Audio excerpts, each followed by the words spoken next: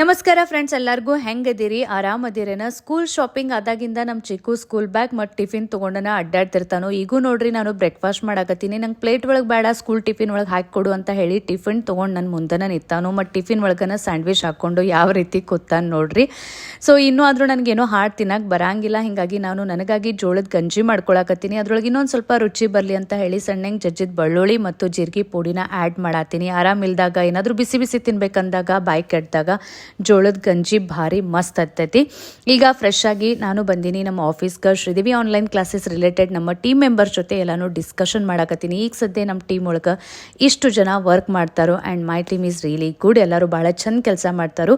So ಸಂಜೆಗೆ ನಾವು ಸಾನು ಚಿಕ್ಕುಂದ ಪಿಗಿ ಬ್ಯಾಂಕನ್ನು ಓಪನ್ ಮಾಡಾಕತ್ತೀವಿ. ಕಸ್ಟಮೈಸ್ಡ್ ವಿನಯವರು ಇಬ್ಬರದು ಹೆಸರು ಬರೋ ಹಂಗನ ಪಿಗಿ ಬ್ಯಾಂಕನ್ನು ಮಾಡಿಸ್ಕೊಂಡಾರು. ಅವ್ರಿಗೆ ಒಂದು ಸ್ವಲ್ಪ ಸೇವಿಂಗ್ ಇನ್ವೆಸ್ಟ್ಮೆಂಟ್ ಇದ್ರ ಬಗ್ಗೆ ಇಂಪಾರ್ಟೆನ್ಸ್ ಗೊತ್ತಿರಲಿ ಅಂತ ಹೇಳಿ ನಾವು ನಡು ಅವ್ರದ್ದು ಪಿಗಿ ಬ್ಯಾಂಕನ್ನು ತುಂಬಾಣ ಅದ್ರ ತೆಗೆದು ಅದು ಮತ್ತೆ ತುಂಬೋದು, ಹಿಂಗೆ ರಿಪೀಟೆಡ್ ನಡೆದೇ ಇರ್ತೈತಿ.